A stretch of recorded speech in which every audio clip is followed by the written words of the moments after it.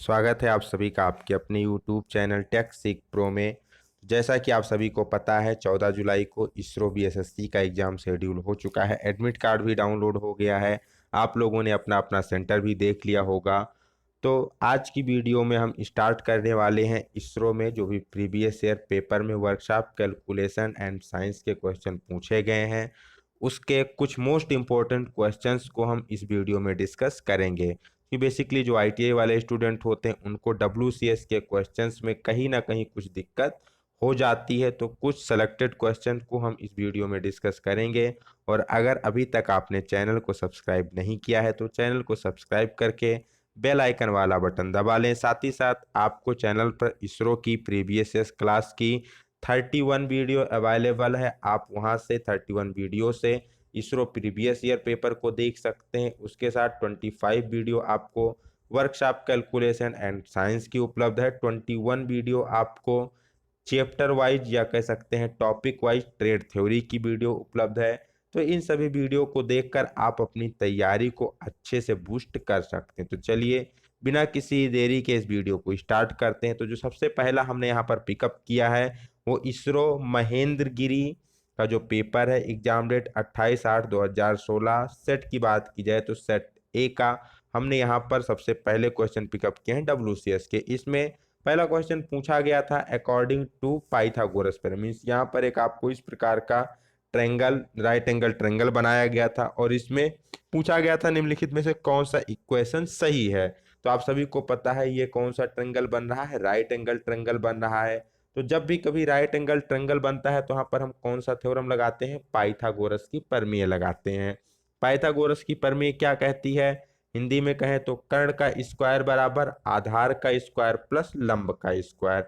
Hypotenuse का अगर square root निकाले तो वो बेस के स्क्वायर रूट प्लस जो परपेंडिकुलर है इसके स्क्वायर रूट के योगफल के बराबर होता है। तो इसी को हम अगर मैथमेटिकली लिखें तो क्या लिखेंगे, ए बी मीन्स लंब का स्क्वायर प्लस बी सी आधार का स्क्वायर बराबर है किसके, ए सी कर्ण के स्क्वायर के।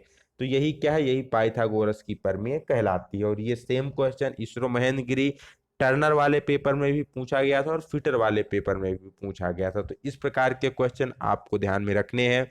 अब यहीं पर कई बार क्या करते हैं, यहाँ पर कर्ण में या फिर लंब में आधार में तीन में से किसी दो की वैल्यू दे देंगे और एक आपको कैलकुलेट करने को कहेंगे। तो इसे भी आप इजीली कैलकुलेट कर सकते हैं सेम इसी फार्मूले का प्रयोग करके, कर्ण का स्क्वायर बराबर आधार का स्क्वायर प्लस लंब का स्क्वायर। दूसरा क्वेश्चन जो यहाँ पर पूछा गया था वैल्यू ऑफ पाई। पाई की वैल्यू कितनी होती है, तो पाई की वैल्यू कितनी होती है, अगर हम फ्रैक्शनल में कहें भिन्नात्मक रूप से तो 22/7 होती है। और अगर हम दशमलव में बात करें तो 3.141 होती है। बट हम कैलकुलेशन के लिए 3.14 ही पाई की वैल्यू लेते हैं। ठीक, तो पाई की वैल्यू कितनी होती है, 3.14 या फिर 22/7। अगर आप डिग्री में बात करेंगे तो 180 डिग्री होता है, ये भी आप ध्यान में रखेंगे। तीसरा क्वेश्चन यहाँ पर पूछा गया था current is measured by. Current जो विद्युत धारा होती है, विद्युत धारा को किसके द्वारा मेजर किया जाता है, किसके द्वारा हम विद्युत धारा को मेजर करते हैं। यहाँ पर ये क्वेश्चन या कह सकते हैं विद्युत धारा का मात्रक पूछा गया था। तो विद्युत धारा को किससे मापते हैं, ऑप्शन थे अमीटर, वोल्टमीटर या फिर कैपेसिटर। तो किससे मापा जाता है, एमीटर से। एमीटर से विद्युत धारा का मापन किया जाता है। वोल्टमीटर से क्या नापते हैं, तो वोल्टमीटर से पोटेंशियल डिफरेंस जिसे हिंदी में कहते हैं विद्युत विभवांतर वो मापा जाता है, इसको बी के द्वारा प्रदर्शित किया जाता है। कैपेसिटर से क्या नापते हैं, तो कैपेसिटर से जो संधारित्र होती है उसकी धारिता को नापते हैं। कैपेसिटर अपने आप में एक यूनिट है। ठीक, तो क्या होता है, संधारित्र की धारिता को नापा जाता है। अब यहाँ पर कुछ अन्य यूनिट भी आपसे पूछी जा सकती हैं, जैसे करंट एमीटर अगर पूछ लिया जाए ये किस प्रकार की यूनिट है तो कैसी है, ये फंडामेंटल क्वांटिटी। जैसे कि आपको पता है लेंथ की यूनिट क्या होती है, जो एसआई यूनिट होती है, मीटर होती है। मास द्रव्यमान की पूछा जाए तो किलोग्राम हो गया। टाइम का सेकंड हो गया। नेक्स्ट अगर आपसे पूछा जाए टेम्परेचर, बहुत ही मोस्ट इंपॉर्टेंट, टेम्परेचर की अगर एसआई यूनिट पूछी जाए तो क्या बताएंगे, तो लड़के ज्यादा से ज्यादा स्टूडेंट बताते हैं डिग्री सेल्सियस, बट वो क्या है, गलत है। अगर एसआई यूनिट पूछी जाती है तो क्या होती है, वो केल्विन होती है। इसी के साथ करंट का भी आपने देखा क्या हो जाएगा, एम्पियर हो जाएगा। ज्योति तीव्रता की यूनिट पूछी जाए तो ज्योति तीव्रता का हो जाएगा कैंडेला। पदार्थ की मात्रा तो उसका मात्रक हो जाएगा मोल। ठीक, तो ये कुछ फंडामेंटल यूनिट है, क्वांटिटीज हैं जो कि आपसे एग्जाम में पूछी जाती हैं। इससे एक क्वेश्चन कहीं ना कहीं एग्जाम में आपके बनता है। नेक्स्ट क्वेश्चन पूछा गया था मैग्नेटिक कंपास ऑलवेज पॉइंट। जो मैग्नेटिक कंपास होता है हमेशा किस दिशा में संकेत करता है, किसके तरफ संकेत करता है। तो जब भी आप कभी मैग्नेटिक कंपास अगर वास्तव में देखते हैं फिजिकल रूप से, तो फिजिकल रूप से देखिए, या आप अपने फोन में भी आपके कंपास होता है, उसको जब आप ओपन करेंगे तो हमेशा उसकी जो सुइयां होती हैं किस दिशा में रुकती है, हमेशा नॉर्थ साउथ पे ही सूचित करते हैं। जो उसका रेड वाला इंडिकेशन होता है किस दिशा में ठहरता है, वो तो नॉर्थ की तरफ ही हमेशा पॉइंटिंग करता है। तो कंपास की तरफ संकेत करता है नॉर्थ, उत्तर की तरफ। ठीक, next question, density of water. Water की डेंसिटी, पानी जल का घनत्व कितना होता है। जैसे कि आपको पता है घनत्व बराबर क्या होता है, द्रव्यमान बटा आयतन होता है। घनत्व को रो से डिनोट करते हैं, द्रव्यमान को एम से, आयतन को बी से। तो rho equal to M by B, घनत्व बराबर द्रव्यमान बटा आयतन। इस फार्मूले से आपको कोई दो दिया जाएगा यहाँ पर क्वांटिटी, तीसरा आपको ज्ञात करना होगा। मान लीजिए आपको घनत्व निकालना है तो द्रव्यमान दे देंगे, यहाँ पर आपको वॉल्यूम डायरेक्ट ना देके यहाँ पर लेंथ ब्रेथ हाइट दे देंगे, आप वॉल्यूम कैलकुलेट करेंगे। उसके बाद मास से डिवाइड करके इसको क्या करेंगे, डेंसिटी यहाँ पर कैलकुलेट करेंगे। तो यदि हम मास को किस में लेते हैं, किलोग्राम में लेते हैं, और वॉल्यूम को किस में लेते हैं, मीटर क्यूब में लेते हैं, तो यूनिट क्या हो जाएगी, किलोग्राम प्रति मीटर क्यूब हो जाएगी। अगर इसी को हम मास को किस में ले, ग्राम में लेते हैं, और वॉल्यूम को हम सेंटीमीटर क्यूब में लेते हैं, तो ग्राम पर सेंटीमीटर क्यूब हो जाएगा। या फिर आप ग्राम पर मिलीमीटर क्यूब भी कर सकते हैं, डिपेंड करता है कि आप एम की यूनिट किस में लेते हैं और बी की यूनिट किस में लेते हैं। ठीक, तो यहाँ पर द्रव्यमान को किलोग्राम में लिया गया है और वॉल्यूम को किस में लिया गया है, मीटर क्यूब में लिया गया है। तो अगर किलोग्राम प्रति मीटर क्यूब में बात की जाए तो वाटर की डेंसिटी कितनी होती, 1000 होती। कितनी होती है, 1000 किलोग्राम पर मीटर क्यूब। 4 डिग्री सेल्सियस पर अगर जल के घनत्व की बात की जाए तो कितनी होती है, 1000 किलोग्राम प्रति मीटर क्यूब होती है। अब ज्यादातर हमें याद क्या होता है, हमें जब भी कोई पूछता है कि जल का घनत्व कितना होता है तो हम बताते हैं 1 होता है।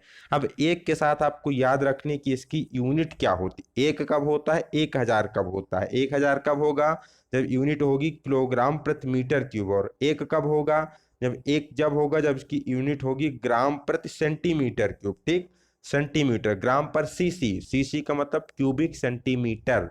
तो अगर 1 आप बोल रहे हैं तो उसके साथ यूनिट जरूर याद रखिएगा कि ग्राम प्रति सेंटीमीटर क्यूब होता है। अगर आप यूनिट ध्यान में रखेंगे तभी आप वहां पर न्यूमेरिकल सॉल्व कर पाएंगे।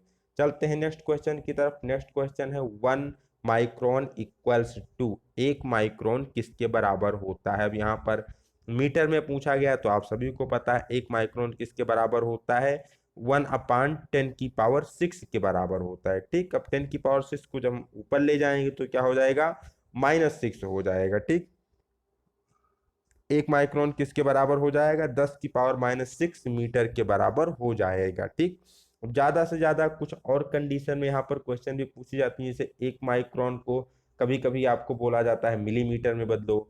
1 माइक्रोन में कितने मिलीमीटर होते हैं, तो अगर मिलीमीटर में पूछा जाता है तो 1000 मिलीमीटर बराबर होता है किसके, 1 माइक्रोन के। कई बार पूछ लिया जाता है कि माइक्रोन को सेंटीमीटर में बदलो। तो ये सारी चीजें आपको ध्यान में रखनी होती है। अगर आप इसे ध्यान में रखते हैं अच्छे से तो आप न्यूमेरिकल को सॉल्व कर सकते हैं। अगला क्वेश्चन देखते हैं, 1 inch is equal to, 1 inch में कितने होते हैं, कितने सेंटीमीटर होते हैं, कितने मीटर होते हैं।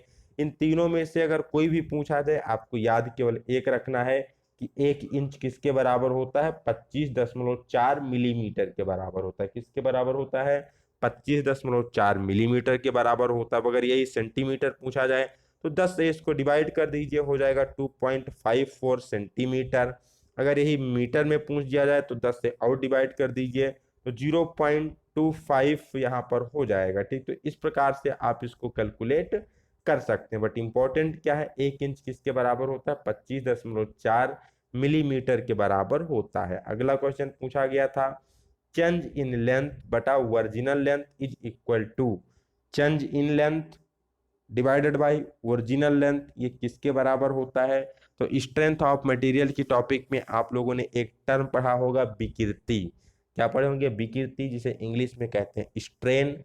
विकृति क्या होती है? किसी भी वस्तु की जो लंबाई में परिवर्तन होता है बटा उस वस्तु की जो प्रारंभिक लंबाई है, इन दोनों का जो अनुपात होता है उसी को क्या कहते हैं? विकृति कहते हैं। विकृतियों को इंग्लिश में क्या कहते हैं? स्ट्रेन। तो स्ट्रेन बराबर क्या हो जाएगा? चेंज इन लेंथ डेल्टा यल बटा ओरिजिनल लेंथ। तो ओरिजिनल यल लेंथ को आप यल से ले लो, ये भी लंबाई मीटर में, ये भी लंबाई मीटर में, या मिलीमीटर मिलीमीटर, सेंटीमीटर सेंटीमीटर, दोनों आपस में कैंसिल आउट हो जाते हैं, इसलिए यहाँ पर स्ट्रेन की कोई यूनिट नहीं होती है। मोस्ट इंपॉर्टेंट है, कई बार एग्जाम में पूछा गया है कि विकृति का मात्रक क्या होता है? Unit of strain.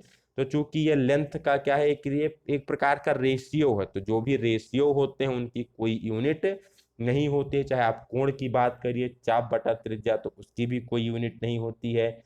सेम इसी प्रकार जहाँ पर विकृति है, लंबाई में परिवर्तन बटा प्रारंभिक लंबाई, तो इसलिए इसकी कोई यूनिट नहीं होती है, आपको ध्यान में रखना है। नेक्स्ट क्वेश्चन की बात की जाए तो ये 8 क्वेश्चन थे जो कि किसमें पूछे गए थे? इसरो महेंद्र गिरी का जो पेपर था 28/8/2016 का, उसमें ये 8 आपके WCS के क्वेश्चन पूछे गए थे। सेम हमने डिपार्टमेंट इसरो महेंद्र गिरी का ही पेपर लिया है, बट इसकी एग्जाम डेट क्या है? 10/12/2016 है। सेट ये फिटर का पेपर। अब देखते हैं इसमें कौन कौन से आपके WCS के क्वेश्चन पूछे गए थे। तो पहला क्वेश्चन यहाँ पर था, the sum of two number is 25 and their difference is 13, find their product. दो संख्याएं हैं जिनका योग कितना है? 25 है, और उनका अंतर कितना है? 13 है। तो आपको निकालना है कि ये संख्याएं कितनी हैं। तो 25 और 13 छोटे छोटे नंबर हैं, तो इसको आप क्या कर सकते हैं? इजीली ऑप्शन दिए होंगे उससे आप इसको कैलकुलेट कर पाएंगे। जैसे अगर 25 को 2 भागों में आप तोड़िए ऐसी दो संख्याओं में कि जोड़ने पर कितना जोड़ने पर कितना आ जाए? 25 आ जाए, और घटाने पर कितना आ जाए? 13 आ जाए। तो आप 19 और अगर 6 लेंगे तो 19 में 6 जोड़ेंगे तो कितना आएगा? 25 आएगा। 19 में से अगर 6 को माइनस करेंगे तो कितना आएगा? 13 आएगा। अब हमें निकालना क्या है? 19 और 6 का गुणा करके निकालना है, इनका प्रोडक्ट निकालना है। तो 19 को जब आप 6 से मल्टीप्लाई करेंगे तो कितना आएगा? 114 आएगा। 6 9 54 के 4, 6 का नम 6 5 11, 114 आपका उत्तर आ जाएगा। ये कब है? जब संख्याएं आपकी छोटी हो। मान लीजिए संख्याएं यही बड़ी होती हैं तो आपको क्या मानना पड़ेगा? जैसे दिया है इनका योग 25 है, तो मान लेंगे एक संख्या ये है, दूसरी संख्या बी है। अब प्रश्नानुसार ए और बी का योग कितना है? 25 है। फिर ए और बी का जो डिफरेंस है ये कितना दिया गया है? 13 दिया गया है। अब इस समीकरण को आप चाहे जोड़िए चाहे घटाइए। मान लीजिए हम समीकरण 1 में क्या कर रहे हैं? समीकरण 2 को जोड़ रहे हैं, तो ए से ये यहाँ पर 2a हो जाएगा, बी से बी कैंसिल आउट हो जाएगा। 25 और 13 मिलकर कितना हो जाएगा? 38 हो जाएगा। तो 2a बराबर 38 हो जाएगा।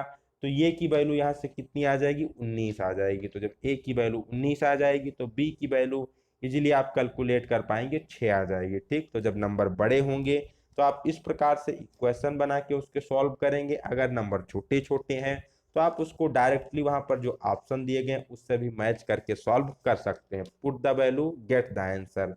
ठीक, एलिमिनेशन मेथड आपका सबसे कम समय में क्वेश्चन को सॉल्व कर देगा। दूसरे क्वेश्चन की बात की जाए, which one of the following is not a fundamental unit. यहाँ पर पूछा गया है निम्नलिखित में से कौन सा भौतिक राशि नहीं है? ठीक, प्रेशर, लेंथ, मास, टाइम। तो अगर फंडामेंटल यूनिट की बात की जाए, मीन्स जो भौतिक, मीन्स कह सकते हैं फंडामेंटल जो मूल राशियां होती हैं, तो मूल राशियां क्या होती हैं? जो एक दूसरे पे क्या होती है? निर्भर नहीं करती हैं, स्वतंत्र होती हैं, वही क्या होती हैं? मूल राशियां होती। इसमें लेंथ हो गया, मास हो गया, टाइम हो गया, फिर टेम्परेचर हो गया, करंट हो गया, luminous intensity, amount of matter. तो ये सभी क्या होते हैं? फंडामेंटल क्वांटिटी होती है। लंबाई, द्रव्यमान, समय, ताप, विद्युत धारा, ज्योति तीव्रता, पदार्थ की मात्रा, ये सभी क्या है? मूल राशियां। अब यहाँ पर जो एक दिया गया है प्रेशर, तो मूल राशि नहीं है, क्या है? व्युत्पन्न राशि है। क्योंकि हम सभी जानते हैं प्रेशर, प्रेशर बराबर क्या होता है? फोर्स अपान एरिया। ठीक, तो ये प्रेशर किस पे डिपेंड करता है? फोर्स और एरिया पे डिपेंड करता है, जबकि लेंथ किसी पर डिपेंड नहीं करता, मास किसी अन्य क्वांटिटी पर डिपेंड नहीं है, टाइम किसी अन्य पर निर्भर नहीं है, लेकिन प्रेशर किस पर निर्भर है? फोर्स और एरिया पर निर्भर है। इसीलिए क्या है? ये एक ड्राइव्ड क्वांटिटी होती है, व्युत्पन्न राशि होती है। तो आशा करते हैं ये दोनों चीजें आपको समझ में आई होंगी। चलते हैं दूसरे क्वेश्चन की तरफ।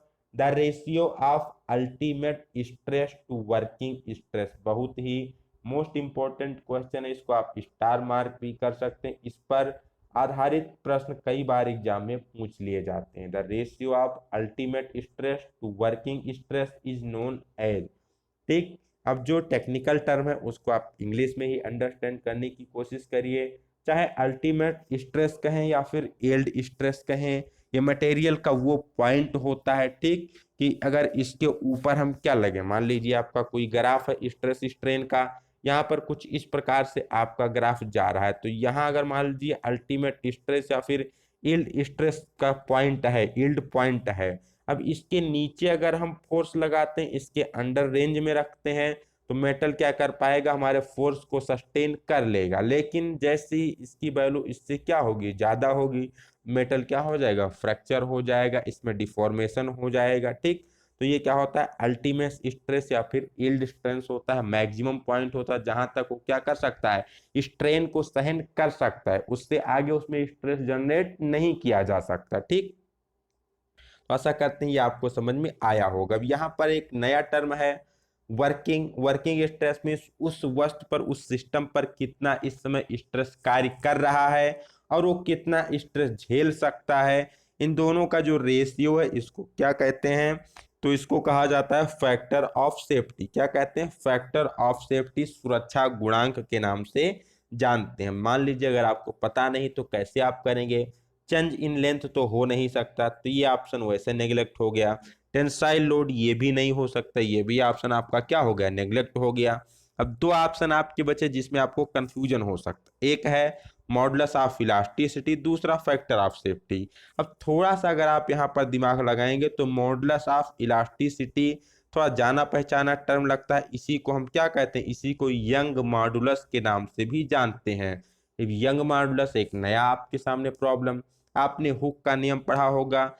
हुक का नियम क्या होता है कि प्रत्यास्थता की सीमा के भीतर जो प्रतिबल है विकृति के समानुपाती होता है। तो जब हमारा प्रतिबल है, ठीक, प्रतिबल किसके समानुपाती है, प्रतिबल समानुपाती है विकृति के। तो यहाँ से जब हम समानुपाती का चिन्ह हटाते हैं तो बराबर लगता है और एक नियतांक आता है। तो यहाँ पर जो नियतांक आता है इसी को हम क्या कहते हैं, इसी को यंग प्रत्यास्थता गुणांक कहते हैं। यंग प्रत्यास्थता गुणांक बराबर क्या हो जाएगा, प्रतिबल बटा विकृति हो जाएगा, ठीक।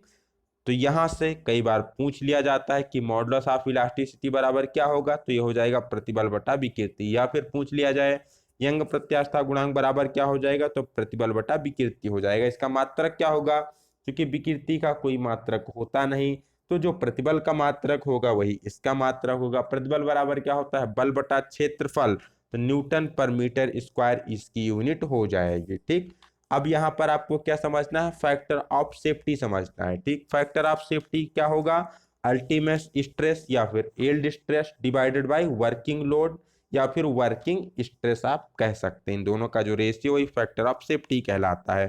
फैक्टर ऑफ सेफ्टी को थोड़ा आप इजिली टर्म में समझे, कोई भी हमारा सिस्टम है, कोई भी मशीन है, वो मैक्सिमम कितना स्ट्रेस सहन कर सकती है, उस पॉइंट ऑफ व्यू को ध्यान में रखते हुए जो उसको हम थोड़ी सी रिलैक्स देते हैं, वहां पर थोड़ी छूट देते हैं, रिलैक्सेशन, वही क्या होता है, फैक्टर ऑफ सेफ्टी कहलाती है। मान लीजिए कोई हमारी लिफ्ट है, वो क्या कर सकती है, 500 किलोग्राम का वेट सहन कर सकती है, ठीक। इस पर आपका इजिली वो कार्य करेगी।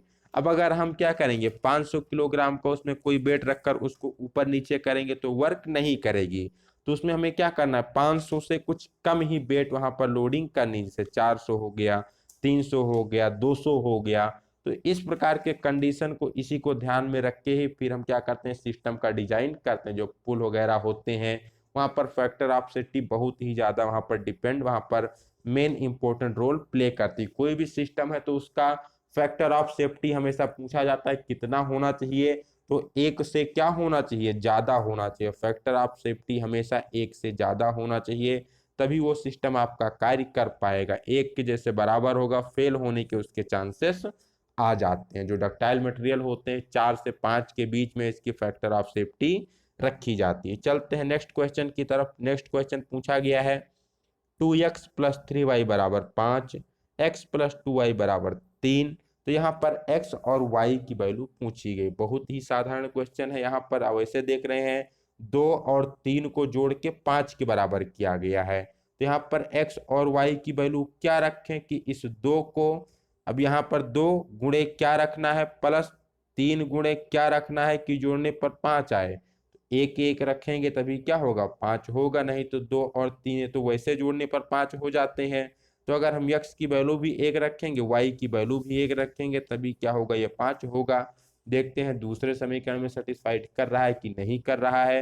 दूसरे समीकरण में भी x के स्थान पर 1 रख दिए, y के स्थान पर भी 1 रखेंगे तो 1 को 2 से गुणा करेंगे 2 हो जाएगा, दोनों जोड़ेंगे 3 के बराबर आ जाएगा, हमारा दोनों समीकरण सेटिस्फाइड होता है। तो यहाँ पर x बराबर 1 y बराबर 1 आंसर हो जाएगा। ठीक, ये कब था, ये जब था जब आपका ऑप्शन बहुत ही छोटे छोटे होते हैं जिसको आप इजीली पुटअप करके कैलकुलेट कर सकते हैं। मान लीजिए ऑप्शन आपके थोड़ा लंबे लंबे डिजिट में है तो वहां पर आप ऐसा एलिमिनेशन मेथड नहीं लगा पाएंगे, तो वहां पर आप क्या करेंगे इन दोनों समीकरणों को हल करेंगे। अब इसको हल करने के लिए क्या करना पड़ेगा, किसी एक गुणांक को आपको बराबर करना पड़ेगा, या तो x का गुणांक दोनों समीकरण में बराबर होना चाहिए या फिर दोनों समीकरण में y का गुणांक बराबर होना चाहिए। अगर y का गुणांक बराबर करना है तो यहाँ 3 है यहाँ 2 है, इसका एलसीएम लेंगे 6 आएगा।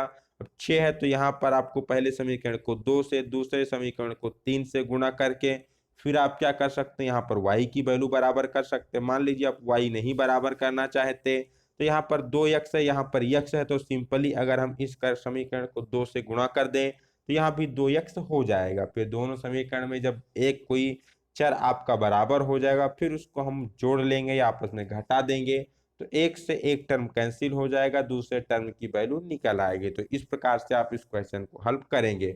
मान लीजिए आपने 2 से इसको गुणा किया, 2x से 2x कैंसिल हो जाएगा। ठीक, घटा रहे हैं, यहाँ पर क्या होगा 2 दूनी 4y होगा, 4y में से 3y गया कितना बचा y बचा। अब 2 3 6, 6 में से 5 गया कितना बचेगा 1 बचेगा। y की वैल्यू आपकी कितनी आ गई 1 आ गई। y की वैल्यू आप यहाँ पर उठा के रख देंगे, 2 1 का नम 2 इधर जाएगा माइनस हो जाएगा तो x की वैल्यू भी कितनी आ जाएगी 1 आ जाएगी। तो इस प्रकार से भी आप इसको सॉल्व कर सकते हैं। चलते हैं अगले क्वेश्चन की तरफ।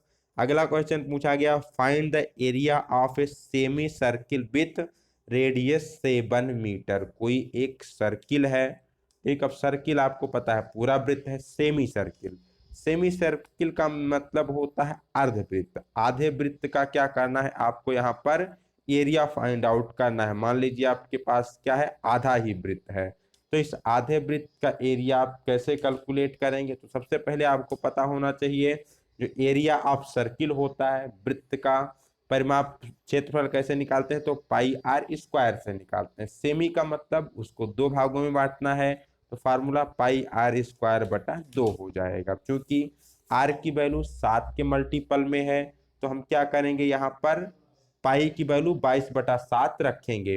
तो पाई की वैल्यू आपने रख दी 22/7, आर का स्क्वायर है मतलब 7 को 2 बार रखना है। ठीक, अब बटा में 2 था, 7 7 कैंसिल हो गया, 2 से आप 22 को कैंसिल करेंगे 11 आएगा, 11 को 7 से गुणा करेंगे कितना आएगा 77 यहाँ पर आ जाएगा। ठीक, तो इसका उत्तर कितना हो जाएगा 77 मीटर स्क्वायर हो जाएगा। एरिया का मात्रक क्या होता है स्क्वायर में होता है, यहाँ पर वैल्यू मीटर में है तो 77 मीटर स्क्वायर हो जाएगा। ठीक, चलिए बढ़ते हैं नेक्स्ट क्वेश्चन की तरफ। यहाँ पर थोड़ा सा आपको ध्यान में क्या रखना है, जब आपको क्षेत्रफल निकालना होता है तो सिंपल आपको पता है वृत्त का एरिया क्या होता है पाई आर स्क्वायर होता है। आपको सेमी सर्किल का निकालना है, आपने 2 से डिवाइड कर दिया, सिंपली कैलकुलेट कर दिया। लेकिन जब यहाँ पर आपको परिमाप निकालना होता है तो परिमाप के कंडीशन में थोड़ा सा यहाँ पर बदलाव होता है, वो देखेंगे कैसे बदलाव होता है। सेमी सर्किल आपका कुछ इस प्रकार से होगा, यहाँ पर मान लीजिए सेंटर है और ये क्या है आपका रेडियस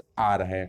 इसको आपको क्या करना है परिमाप निकालना है। वृत्त का परिमाप क्या होता है 2 पाई आर होता है, ये क्या होता है पूरे वृत्त का परिमाप होता है।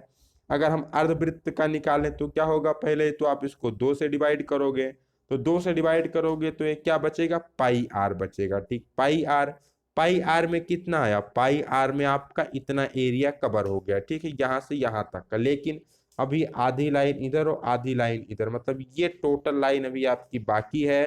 तो इसको हम क्या कह सकते हैं, इतने वाले पार्ट को आर कह सकते हैं और इतने वाले पार्ट को आर कह सकते हैं। तो आर और आर 2r। तो जब कभी भी आपको परिमाप निकालना होगा तो फार्मूला क्या होगा, पाई आर प्लस 2r। इसका प्रयोग करके आप इसका परिमाप निकाल सकते हैं। चलते हैं नेक्स्ट क्वेश्चन की तरफ। ये पूछा गया था 2 की पावर 3 बराबर 8, इसको आपको लॉग के रूप में कन्वर्ट करना है तो कैसे लिखेंगे। तो इसको हम लॉग के रूप में लिखते हैं, जैसे 2 को 3 बार गुणा करते हैं तो क्या आता है, 8 आता है। 2 दूनी 4 दूनी 8, 2 की पावर 3 बराबर 8। इसको लॉग फॉर्म में कैसे लिखेंगे, तो इसको हम लिखेंगे लॉग 2, ठीक है, लॉग 8 बेस 2 बराबर 3। ठीक, कैसे लिखेंगे, लॉग 8 बेस 2 बराबर 3। बेस 2 बराबर 3 का मतलब क्या है, जब आप यहाँ दोनों पक्षों में लॉग लेते हैं, ठीक, तो यह हो जाता है लॉग 2 की पावर 3 बराबर लॉग 8। 2 की पावर 3 बराबर क्या आ जाएगा, 8 आ जाएगा।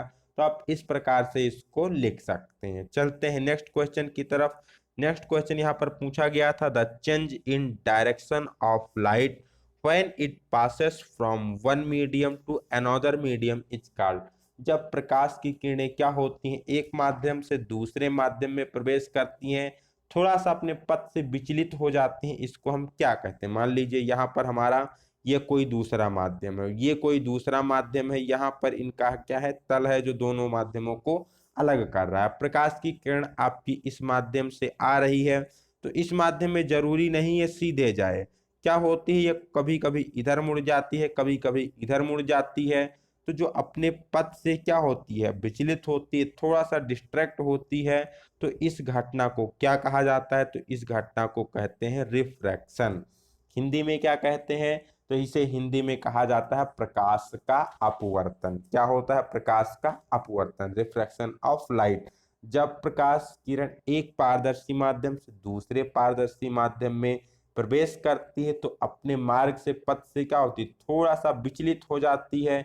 इसी को क्या कहते हैं, प्रकाश का अपवर्तन, रिफ्रैक्शन ऑफ लाइट के माध्यम से, सॉरी, नाम से जाना जाता है। ठीक, तो आशा करते हैं ये चीजें भी आपको समझ में आई होंगी। अब यहाँ पर दूसरा टर्म जो लिखा है रिफ्लेक्शन, रिफ्लेक्शन का मतलब क्या होता है, प्रावर्तन होता है। प्रावर्तन क्या है, जब प्रकाश की किरण किसी चिकने मतलब जो पॉलिशदार तल है उससे टकराती है तो प्रकाश की किरण का पूरा भाग लगभग उसी माध्यम में वापस लौट जाता है। तो इस घटना को क्या कहते हैं, प्रकाश का प्रावर्तन कहते हैं। मान लीजिए ये कोई आपका चिकना चमकदार तल है, प्रकाश की किरण आई, इससे टकराई, अब टकराने के बाद इसी माध्यम में प्रकाश का अधिकांश भाग वापस लौट जाता है, तो इसे क्या कहते हैं, प्रकाश का प्रावर्तन कहा जाता है। प्रावर्तन की घटना के कारण हम क्या कर पाते हैं, प्रतिबिंब वगैरह को देख पाते हैं। जब कभी भी आप दर्पण में अपना प्रतिबिंब देखते हैं, चेहरा देखते हैं, तो किसके कारण होता है, वो प्रकाश के प्रावर्तन, रिफ्लेक्शन ऑफ लाइट के कारण होता है। ठीक,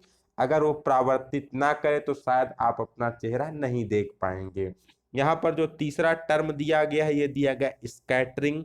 स्कैटरिंग का मतलब होता है परकीर्णन, प्रकाश का परकीर्णन। प्रकीर्णन क्या होता है, आपने देखा होगा, ठीक है, हाई स्कूल में पढ़ा होगा, कुछ इस प्रकार से आपका यह प्रिज्म होता है। ठीक, इस पर लाइटें आती हैं, तरह तरह की लाइटें आती हैं, तो विभिन्न प्रकार, जब कोई प्रकाश किरण आती है तो विभिन्न प्रकार के इस रंगों में विभक्त हो जाती है, तो इसी को क्या कहते हैं, प्रकाश का परकीर्णन कहते हैं। जो इंद्रधनुष वगैरह बनता है आपके आसमान में, तो ये सब किस पे आधारित होता है, स्कैटरिंग ऑफ लाइट के, लाइट पर आधारित होता है। ठीक, परिभाषा कैसे दी जाती है कि जब प्रकाश किसी ऐसे माध्यम से गुजरता है जिसमें धूल या अन्य पदार्थ के बहुत छोटे छोटे कण होते हैं, तो इन कणों द्वारा क्या होता है, प्रकाश को सभी दिशाओं में फैला दिया जाता है, तो इसी घटना को प्रकाश का परकीर्णन कहते हैं। कई बार पूछा जाता है किस रंग का परकीर्णन सबसे अधिक होता है, तो जो बैगनी रंग है इसका परकीर्णन सबसे अधिक होता है और लाल रंग का परकीर्णन सबसे कम होता है। इसीलिए आपको आकाश का रंग कैसा दिखाई देता है, नीला दिखाई देता है। ठीक,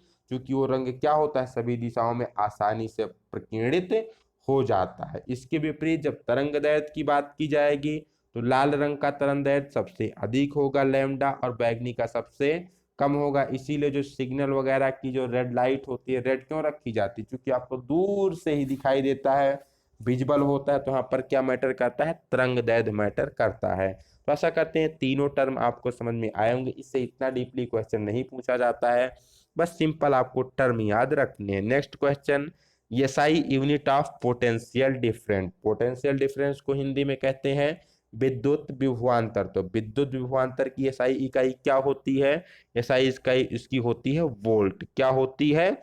वोल्ट होती है। वोल्ट को शॉर्ट फॉर्म में बी से लिखते हैं। अब यहाँ पर बात की जाए एम्पियर किसकी यूनिट है, तो करंट की यूनिट है। जूल, जूल मतलब ऊर्जा या कार्य की यूनिट हो जाएगी। वाट किसकी यूनिट हो जाएगी? शक्ति, जिसे इंग्लिश में कहते हैं पावर। चलते हैं नेक्स्ट क्वेश्चन की तरफ। नेक्स्ट क्वेश्चन पूछा गया है unit of pressure is. Pressure Hindi में कहते हैं दाब। प्रेशर बराबर क्या होता है? दाब बराबर बल बटा क्षेत्रफल, फोर्स अपान एरिया। फोर्स को अगर आप न्यूटन में लोगे, एरिया को किस में लोगे? मीटर में लोगे, सॉरी मीटर स्क्वायर में लोगे, तो इसका यूनिट क्या हो जाएगा? न्यूटन पर मीटर स्क्वायर। किसकी यूनिट हो जाएगी? फोर्स की यूनिट हो जाएगी न्यूटन पर मीटर स्क्वायर। पहले ही ऑप्शन में मिल जाता तो यहाँ पर ये सही हो जाएगा। ठीक, बहुत ही मोस्ट इंपॉर्टेंट, न्यूटन मीटर किसकी यूनिट होती है? तो आपने सुना होगा एक बल बटा लंबाई। ठीक, बल बटा लंबाई किसका होता है? पृष्ठ तनाव का होता है। ठीक, बल बटा लंबाई किसका होता है? पृष्ठ तनाव का होता है। तो न्यूटन पर मीटर उसकी यूनिट होती है। इसको भी आप ध्यान में रखेंगे। चलते हैं नेक्स्ट क्वेश्चन की तरफ। नेक्स्ट क्वेश्चन यहाँ पर पूछा गया है कॉमन साल्ट इज। निम्नलिखित में से कौन सा साधारण नमक है? तो साधारण नमक क्या होता है? सोडियम क्लोराइड होता है। सोडियम क्लोराइड का फार्मूला NaCl होता है, जिसको हम साधारण नमक के नाम से जानते हैं। Next question, car batteries contain, जो कार की बैटरी होती है इसमें कौन सा एसिड भरा जाता है? तो इसमें सल्फ्यूरिक एसिड H2SO4 भरा जाता है। क्या भरा होता है? H2SO4, जिसे कहते हैं सल्फ्यूरिक एसिड। अगले क्वेश्चन की बात की जाए तो 1 metric ton equals to, ton metric ton या फिर टन किसकी यूनिट होती है? द्रव्यमान की यूनिट होती है। ठीक, किलोग्राम में जिसको नापते हैं। यहाँ पर पूछा गया 1 मेट्रिक टन कितने किलोग्राम के बराबर होता है?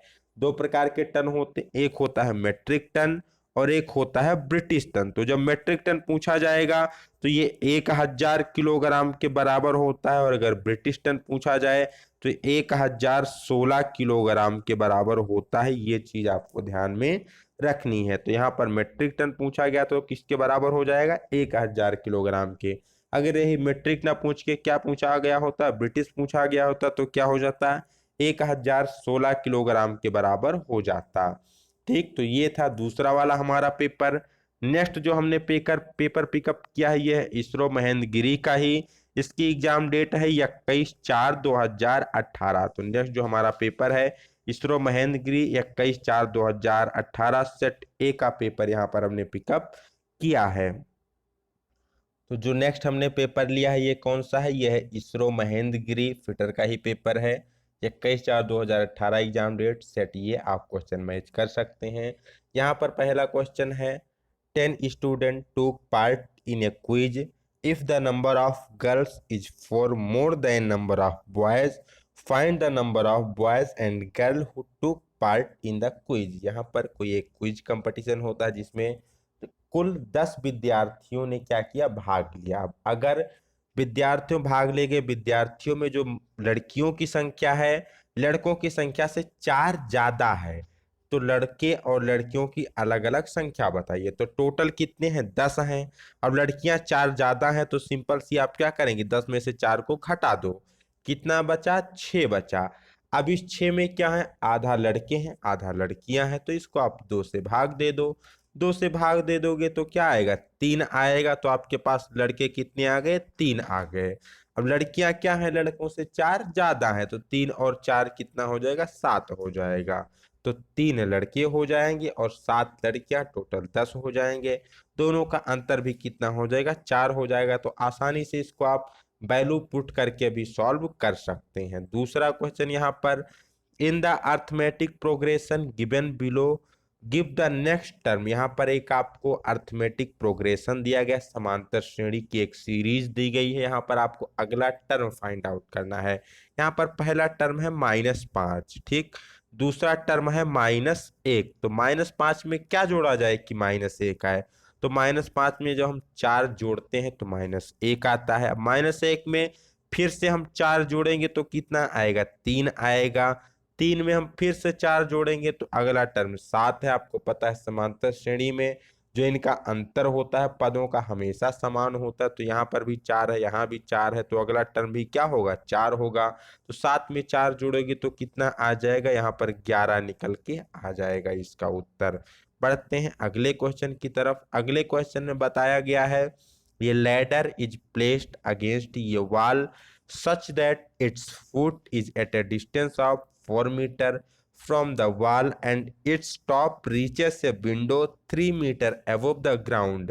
Find the length of the ladder. Question क्या कह रहा है, एक सीढ़ी है जो कि एक दीवार के सहारे क्या कर दी गई से तिरछी रूप से इस प्रकार से ये खड़ी की गई है। ये सीढ़ी इस प्रकार से खड़ी की गई है, जो सीढ़ी का पैर है, पाद है, ये यहाँ पर जमीन जो दीवार है यहाँ से 4 मीटर की दूरी पर है। तो यहाँ पर आपको आधार की वैल्यू मिल गई 4 मीटर, ठीक। और जो सीढ़ी का ऊपरी सिरा है खिड़की पे कहाँ स्पर्श करता है, तो ग्राउंड लेवल से 3 मीटर की ऊपर क्या कर रहा है, स्पर्श कर रहा है, ठीक। कोई एक सीढ़ी थी, ये हमारी कोई दीवार है, एक सीढ़ी को तिरछा रूप से इसके सहारे कुछ इस प्रकार खड़ा किया गया। जो सीढ़ी का पैर है ये ग्राउंड से कितने दूरी पर है, 4 मीटर की दूरी पर है। और सीढ़ी का जो शीर्ष है ये ग्राउंड से कितने, 3 मीटर की ऊंचाई पर है। तो पूछ रहा है सीढ़ी की लंबाई कितनी होगी। तो आप सिंपल साधारण से देख सकते हैं, यहाँ पर एक राइट एंगल ट्रायंगल बन रहा है, समकोण त्रिभुज। जब भी समकोण त्रिभुज बनेगा तो क्या लगेगा, पाइथागोरस प्रमेय लगेगा। हमने आपको पहले ही क्वेश्चन में बताया था। पाइथागोरस प्रमेय में ये आपका क्या है, हाइपोटेनियस है, ये आपका परपेंडिकुलर है, ये बेस है। तो हाइपोटेनियस कैसे निकालते हैं, परपेंडिकुलर का स्क्वायर करेंगे और बेस का स्क्वायर करेंगे, दोनों को जोड़ देंगे। 3 का स्क्वायर 9, 4 का स्क्वायर क्या हो जाएगा 16, 16 9 25, 25 का रूट निकालेंगे तो कितना आ जाएगा, 5 निकल के आ जाएगा, ठीक। तो इसका उत्तर कितना हो जाएगा, 5 हो जाएगा। कैसे निकालेंगे, तो यहाँ पर 3 का स्क्वायर करेंगे, 4 का स्क्वायर करेंगे, दोनों का रूट लेंगे तो अंडर रूट 25 आएगा। 25 की वैल्यू कितनी होती है, 5 होती है। तो सीढ़ी की लंबाई कितनी हो जाएगी, 5 मीटर हो जाएगी। चलते हैं नेक्स्ट क्वेश्चन की तरफ। नेक्स्ट क्वेश्चन भी यहाँ पर एक राइट एंगल ट्रायंगल ही बनाया गया। यहाँ पर पूछ रहा है साइन ए की वैल्यू क्या होगी। तो ए की वैल्यू सबसे पहले आपको देखना साइन। साइन में आपको याद होगा पंडित बद्री प्रसाद हरी हरी बोल, ये आप फार्मूला यूज कर सकते हैं। तो यहाँ पर P से क्या है परपेंडिकुलर, B से बेस, H से हाइपोटेनियस। तो पहला होता है साइन। साइन में क्या आएगा, परपेंडिकुलर अपान हाइपोटेनियस। परपेंडिकुलर क्या हो जाएगा, परपेंडिकुलर मीन्स लंब, तो लंब को यहाँ पर BC से दिखाया गया है, BC हो जाएगा बटा हाइपोटेनियस। हाइपोटेनियस को CA या फिर आप AC कह सकते हैं, ठीक। तो परपेंडिकुलर अपान हाइपोटेनियस ये क्या हो जाएगा, साइन हो जाएगा। बेस अपान हाइपोटेनियस कॉस हो जाएगा और परपेंडिकुलर अपान बेस क्या हो जाएगा, टेन हो जाएगा। फिर कॉट सेक कोसेक, इसी को आप जस्ट रिवर्स कर सकते हो, ठीक। इसे आप दूसरे तरीके से भी याद रख सकते हो, लाल बटा कक्का, यल ये यल अपान के ये हिंदी मीडियम वालों के लिए है। और पंडित बद्री प्रसाद हरी हरी बोल ये CBSE वालों के लिए होता है, ठीक। लाल बटा कक्का लंब आधार लंब कर्ण कर्ण आधार, इससे भी आप याद रख सकते हैं कॉम्बिनेशन को। Next question, there are exactly dash dash dash tangent to a circle through a point lying outside the circle. एक सर्किल कोई वृत्त है, इस वृत्त के बाहर स्थित किसी बिंदु से आप उस वृत्त पर कितनी स्पर्श रेखाएं खींच सकते हैं, तो हम कितना खींच सकते हैं, एक स्पर्श रेखा हम यहाँ खींच सकते हैं, एक स्पर्श रेखा यहाँ खींच सकते हैं। तो हम कितनी स्पर्श रेखाएं खींच सकते हैं, 2 स्पर्श रेखा खींच सकते हैं। कितना खींच सकते हैं, 2 स्पर्श रेखाएं खींच सकते हैं। यहाँ पर आपको फिगर में दिखाया गया, एक सर्किल है, ठीक, बाहर कोई एक बिंदु ले लेंगे, एक स्पर्श रेखा इधर खींच देंगे, एक स्पर्श रेखा इधर खींच देंगे, टोटल कितनी हो जाएंगी, तो आप यहाँ पर 2 स्पर्श रेखाएं खींच सकते हैं, ठीक। चलते हैं अगले क्वेश्चन की तरफ। Volume of a hemispherical tank of radius r is. Hemispherical का मतलब क्या होता है, गोलीय। कोई गोलीय टैंक है, उसका रेडियस कितना दिया गया है, आर दिया गया, उसका वॉल्यूम आयतन निकालना है। तो गोले का आयतन क्या होता है, आपको फार्मूला जो भी मेंसुरेशन है 2D 3D, इसमें जितने भी आपके जो बेसिक यहाँ पर फिगर होते हैं, ट्रायंगल हो गया, सर्किल हो गया, ठीक, या फिर कह ले क्यूब, क्यूबॉइड, कोन हो गया, स्फीयर हो गया या सिलेंडर हो गया, इन सभी का वॉल्यूम कैसे कैलकुलेट करते हैं, एरिया कैसे करते हैं, पेरीमीटर, ये सभी फार्मूले आपको याद होने चाहिए। तो हेमी स्फेरिकल गोले का आयतन कैसे निकालते हैं, तो गोले का आयतन भी बराबर होता है 4/3 पाई आर क्यूब। कितना होता है? 4/3 पाई आर क्यूब। ये किसका होता है? तो गोले का आयतन का फार्मूला होता है। चलते हैं, अगर यही आपसे पूछ दिया जाए अब सेमी हेमी स्फेरिकल, तो आप इसको 2 से डिवाइड कर दोगे तो 4 की जगह क्या आ जाएगा? 2/3 पाई आर क्यूब हो जाएगा। अगला क्वेश्चन यहाँ पर दिया गया है, the percentage increase in the area of A rectangular if each of the side is increase by 20%। Question कह रहा है कोई एक आयत है, ठीक, आयत है या आयताकार कोई एरिया है। अब इसके अगर हम क्या करते हैं, जो साइड्स हैं, भुजाएं हैं, ये भुजा है, ये भुजा है, ये भुजा है, ये भुजा है, ठीक। पहले मान लीजिए इसकी लंबाई कुछ अन्य थी, ए थी। अब इसको हमने क्या किया? 20% बढ़ा दिया चारों भुजाओं को। तो जो इसका नया क्षेत्रफल होगा उसमें कितने प्रतिशत की वृद्धि हो जाएगी, ठीक। तो हम मान लेते हैं कि सबसे पहले आपको पता होना चाहिए कि जो रेक्टेंगुलर कोई भी फिगर होता है उसका एरिया कैसे निकालते हैं। तो रेक्टेंगुलर का एरिया होता है लेंथ इंटू ब्रेथ, लंबाई गुणे चौड़ाई। अगर आपको परिमाप निकालना है तो क्या करेंगे? वहां पर 2 लंबाई और 2 चौड़ाई दोनों को आपस में जोड़ दिया जाता है, इसलिए फार्मूला होता है 2 ब्रैकेट में L प्लस बी, 2 गुणे लंबाई प्लस चौड़ाई। लेकिन आपको निकालना क्या है? आपको निकालना है एरिया। तो एरिया क्या होता है? लंबाई गुणे चौड़ाई। मान लीजिए पहली लंबाई और चौड़ाई क्या थी? 10 10। हम मान लेते हैं कि लंबाई भी 10 थी और चौड़ाई भी 10 थी। तो आप क्या करेंगे? 10 को जब 10 से गुणा करेंगे तो कितना आ जाएगा? 100 आ जाएगा। तो जो इनिशियल एरिया है आपका कितना आ जाएगा? 100 आ जाएगा। अब कह रहा है 20% बढ़ जाए, तो 10 का 20% कितना होता है? 2 होता है। तो अब जो नई लंबाई चौड़ाई होगी वो कितनी होगी? तो लंबाई भी 12 हो जाएगी, चौड़ाई भी 12 हो जाएगी। 12 को 12 से गुणा करोगे कितना आएगा? 144 आएगा। पहले कितना था? पहले आपका 100 था, अब कितना है? 144 है। तो कितना बढ़ गया? 44 बढ़ गया। 44 कितने पर बढ़ गया? 100 पर बढ़ गया। तो अगर परसेंटेज में देखा जाए तो कितने परसेंट इंक्रीमेंट होगा? तो यहाँ पर 44% का इंक्रीमेंट मिल जाएगा। कितने परसेंट का? 44% का। ये तो था, आप सिंपल सा कोई वैल्यू लेकर कैलकुलेट कर सकते हैं। अब अगर आपको वैल्यू लेकर कैलकुलेट करने में दिक्कत होती है, फार्मूले से कैलकुलेट करना चाहते हैं, तो इसके लिए आपके पास फार्मूला होता है कि a प्लस बी प्लस में a गुणे बी बटा क्या रख सकते हैं? 100। अब यहाँ पर कितने कितने परसेंट बढ़ रहा है? तो कभी कहीं कहा जाता है कि लंबाई में 10% बढ़ाया गया, चौड़ाई 20% बढ़ाई गई। तो वहां पर ए और बी लेकर आप कैलकुलेट कर सकते हैं। ए को 10 ले लीजिए, बी को 20 ले लीजिए। तो इस प्रकार से आप कैलकुलेट कर सकते हैं। लेकिन यहाँ पर दोनों साइड क्या है? 20 ही परसेंट है। तो ए के जगह पर भी आपको 20 रखना है और बी की जगह पर भी आपको क्या रखना है? 20 रखना है। फिर 20 गुणे 20, इसको 100 से डिवाइड करेंगे, 0 से 0, 0 से 0 कैंसिल, 20 और 20 40, 2 दूनी 4। तो 40 में 4 जोड़ेंगे, टोटल कितना निकल के आ जाएगा? 44% निकल के आ जाएगा। इस फार्मूले से इसको आप क्या कर सकते हैं? कैलकुलेट कर सकते हैं। चाहे ये रेक्टेंगल का हो या फिर स्क्वायर का हो, दोनों का जो भी 2D फिगर्स होंगे उसमें यह फार्मूला आपका वर्क करेगा। बढ़ते हैं नेक्स्ट क्वेश्चन की तरफ। नेक्स्ट क्वेश्चन यहाँ पर पूछा गया है, कोई एक ट्रेन है, ठीक, ये train run for 30 minute at the speed of 50 kilometre per hour and next 30 minute at the speed of 60 kilometre our.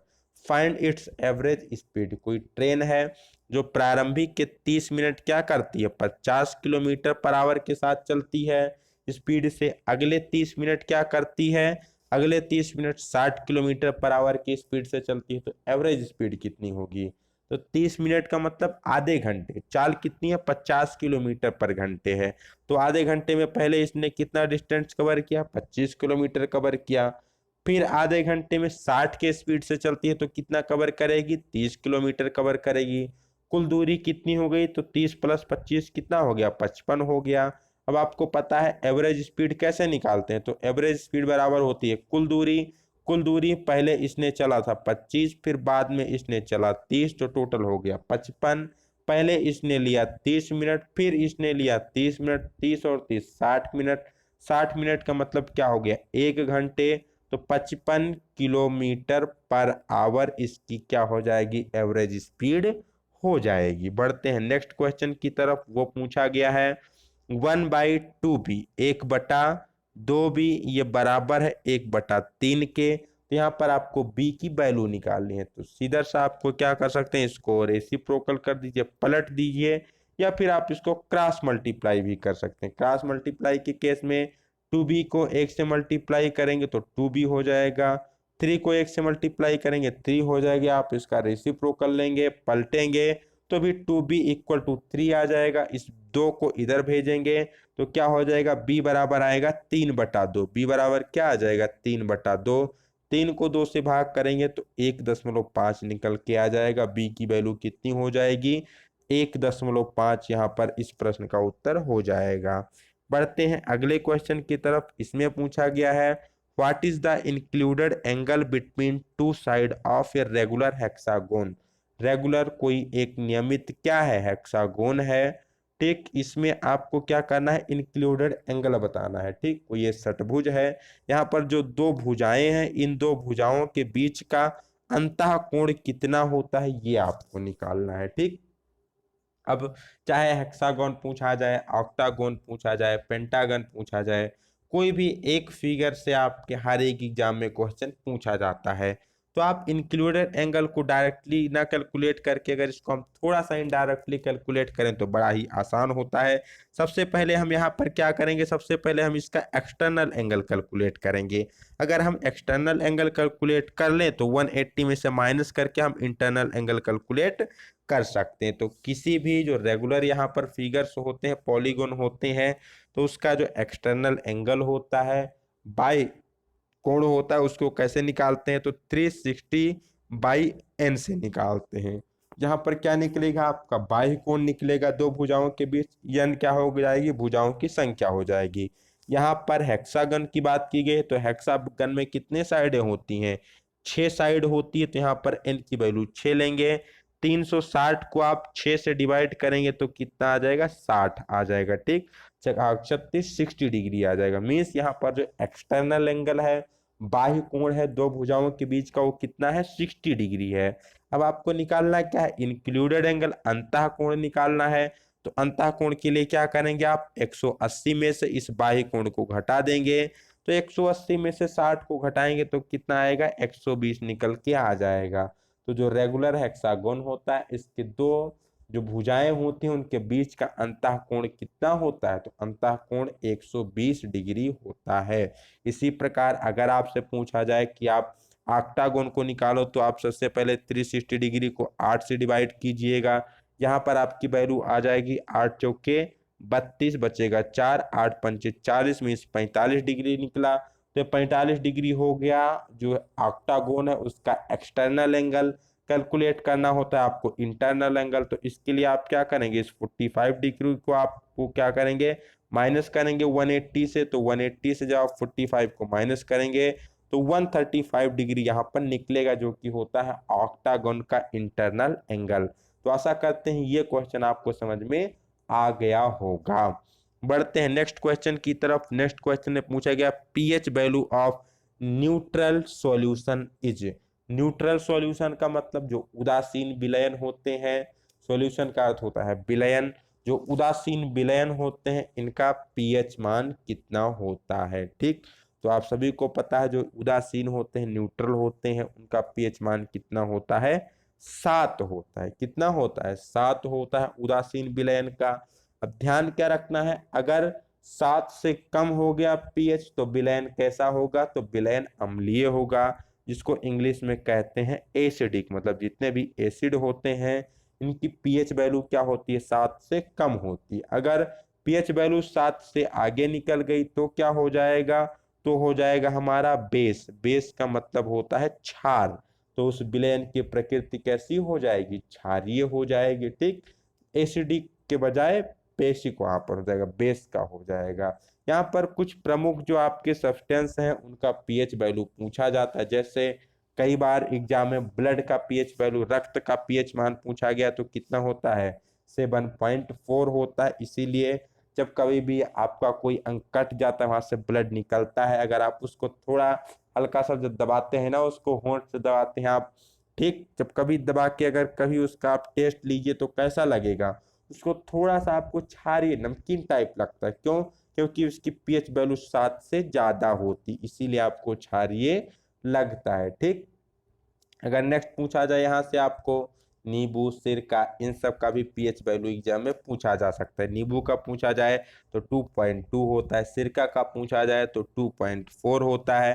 तो ऐसे कुछ पदार्थ हैं जिनका आपको याद में रखना है। ठीक, चलते हैं अगले क्वेश्चन की तरफ। अगला क्वेश्चन क्या पूछा गया है? अगला क्वेश्चन है rear view mirror used in vehicles are.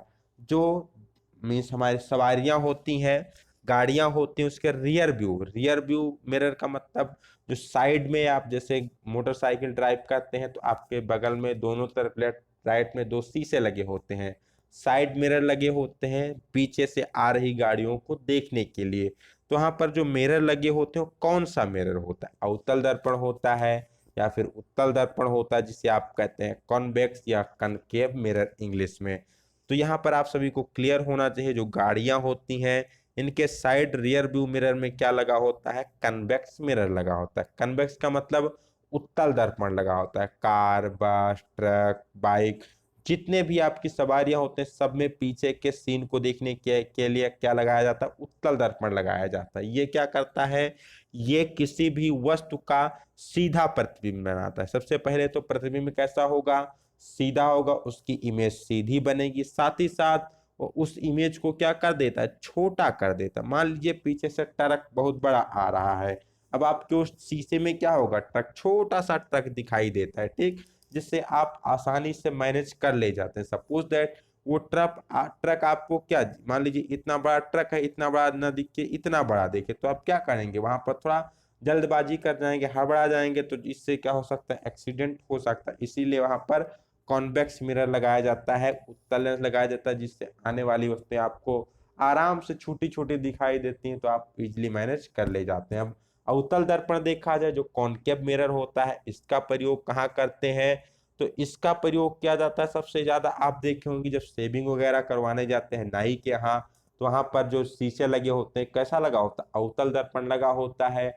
आप बाल कटवा रहे थे, पीछे आपका चेहरा में बाल बहुत बड़ा बड़ा दिखता है, आप इजिली देख सकते हैं किस प्रकार से उसने कटिंग की है, बराबर सेटिंग है या नहीं। तो यहाँ पर कौन सा दर्पण प्रयोग किया जाता है? अवतल दर्पण प्रयोग किया जाता है। इवन जो डॉक्टर्स लोग प्रयोग करते हैं, डॉक्टर पूरा मान लीजिए आपके मुंह के अंदर कोई जांच कर रहे हैं, तो वहां पर छोटी छोटी चीजें होती हैं, तो उस छोटी सी चीज को उन्हें क्या करना होता है? वहां पर मैग्नीफाई करना, उन्हें बड़े रूप में देखना होता है। तो वो किसका प्रयोग करते हैं? अवतल दर्पण का प्रयोग करते हैं। तो ये भी क्वेश्चन पूछा जा सकता है कि डॉक्टर द्वारा आंख, कान, नाक, गले, इन सब की जब परीक्षण करते हैं तो इसके लिए कौन सा वो दर्पण प्रयोग करते हैं? तो प्रयोग करते हैं अवतल दर्पण का। तो आशा करते हैं ये चीजें आपको समझ में आ गई होंगी। चलते हैं अगले पेपर की तरफ। तो जो हमारा अगला पेपर लिया है हमने, इसरो महेंद्रगिरी का ही लिया है। एग्जाम डेट है 22/4/2018 सेट। ये पेपर कौन सा? ये टर्नर ट्रेड का। अभी जो हमने ऊपर 3 पेपर डिस्कस किए फिटर ट्रेड के थे, लेकिन ये पेपर हमारा किसका है? टर्नर ट्रेड का है। पहला क्वेश्चन यहाँ पर पूछा गया है, 3 इज बिलोंग्स टू यक्स। जिस प्रकार 3 एक्स से संबंधित है, उसी प्रकार 9 किससे संबंधित है या 21 से संबंधित है। तो यहाँ पर आपको क्या करना है? यक्स की वैल्यू निकालनी है। तो देखिए 3 9 से किस प्रकार संबंधित है? अगर हम 3 को 3 से गुणा कर दे तो कितना आ जाएगा? 9 आ जाएगा। इसी प्रकार आपको देखना है कि किस संख्या को अगर हम 3 से गुणा करें कि 21 आ जाए, तो सिंपल सा किससे गुणा करेंगे? अगर आप 7 को, किसको? 7 को 3 से गुणा करोगे तो कितना आ जाएगा? 21 आ जाएगा। ये था सिंपल तरीका। इसको आप कैसे सॉल्व करेंगे? तो इसको आप लिख सकते हैं 3/x बराबर 9/21। यहाँ से आप क्या करेंगे? 9 को 3 से कैंसिल करेंगे, 3 आ जाएगा। फिर 21 को आप 3 से कैंसिल करेंगे, कितना आ जाएगा? 7 आ जाएगा। तो x बराबर 7 यहाँ पर उत्तर आ जाएगा। बढ़ते हैं अगले क्वेश्चन की तरफ। अगला क्वेश्चन पूछा गया है, if 5 men working on A job can finish in 32 days। 5 आदमी किसी काम को करते हैं 32 दिनों में पूरा करते हैं किसी जॉब को। Find how many days 8 men will finish the same job. अगर वही जॉब बनाना है 8 लोग मिलकर बनाते हैं तो कितने दिनों में बनाएंगे। 5 लोग बनाते हैं कितने दिनों में बनता है, 32 दिनों में बनता है। 8 लोग बनाएंगे तो कितने दिन लगेंगे। तो सबसे पहले 5 लोग बनाते हैं कितने दिन में बनाते हैं, 32 दिन में बनाते हैं। दोनों को गुणा करिए कितना आ जाएगा, 5 दूना 10, 5 2 10, 5 3 15 एंड 1 कैरी 16, टोटल हो गया 160।